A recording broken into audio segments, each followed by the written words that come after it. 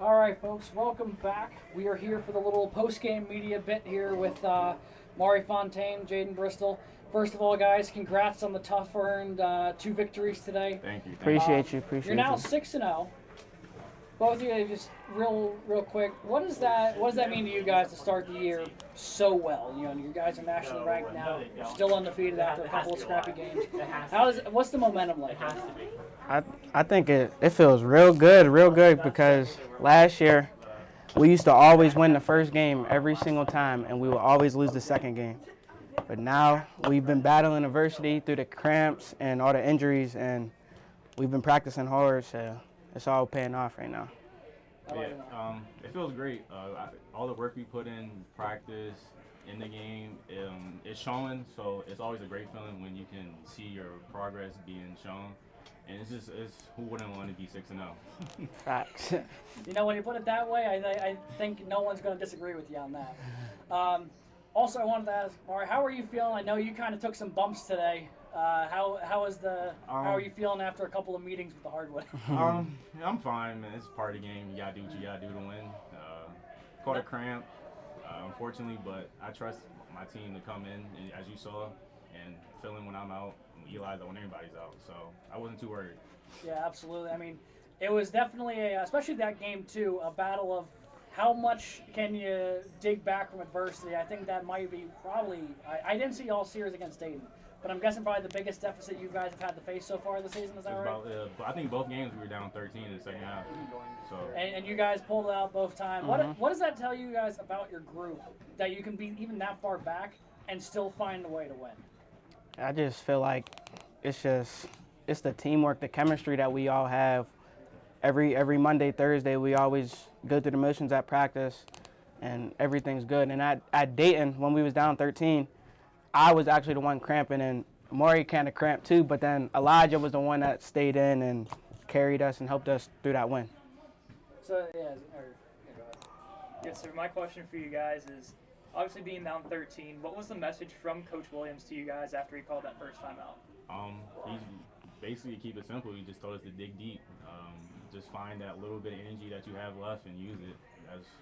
Just dig deep. It definitely seemed that it did work because you guys came back flying as soon as that timeout was called. Put Wright State on their heels, and then one thing I heard while the last couple minutes was going was Elijah on the bench screaming, "Turnover, yes, turnover, turnover," and he did not stop saying turnover for a solid minute. That's Lige for you. You gotta get in your head somehow. I think it worked because if I'm not mistaken, they kept going for the three-point shot and they did not make it. Nope.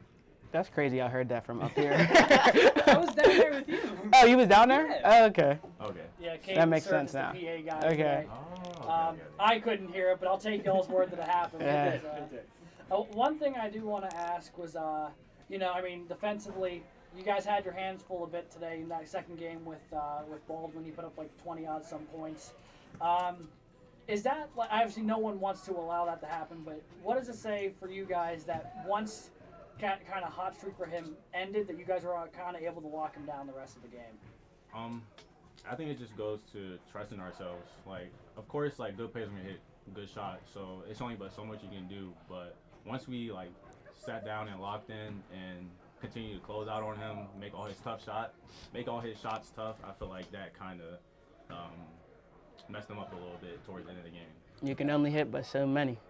And you can tell he was getting tired out there. He had to do everything, with one being out because of the technical foul. Okay.